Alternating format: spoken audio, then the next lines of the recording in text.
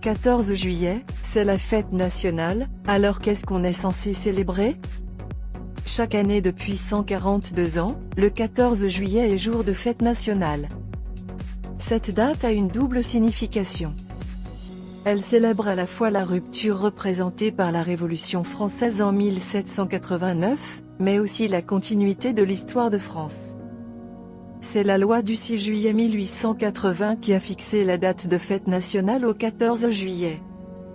Le 21 mai 1880, Benjamin Raspail, député de Paris, a déposé un projet de loi.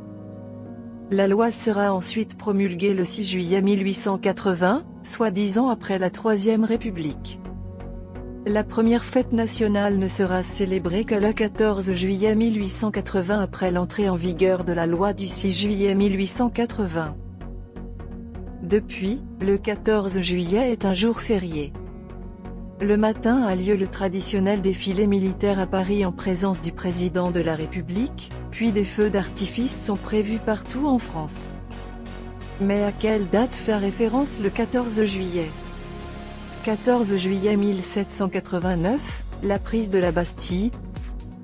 Le 14 juillet est lié dans un premier temps à la date de la prise de la Bastille, le 14 juillet 1789. Cette date marque le début de la Révolution française, qui aboutira à l'abolition de l'Ancien Régime et à un siècle d'instabilité politique qui conduira au triomphe de la République. Ce jour-là, les Parisiens ont envahi la forteresse de la Bastille, prison royale, symbole de l'arbitraire du pouvoir. Ils voulaient y récupérer de la poudre et des armes. Quelques prisonniers sont libérés, les archives pillées. Une centaine de Parisiens décèdent dans la journée. La tête du gouverneur Launay est tranchée.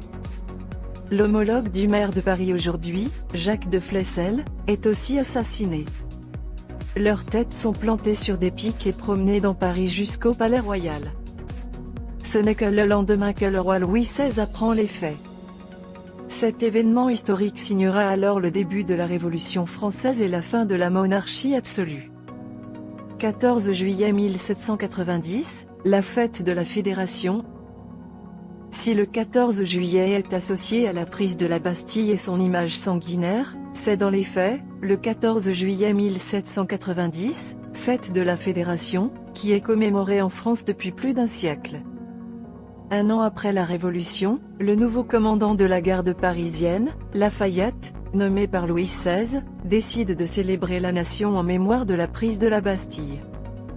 C'est la fête de l'union de tous les Français, celle de la Fédération, qui a donc lieu le 14 juillet 1790. Ce grand événement signe la réconciliation, temporaire, du roi et du peuple français.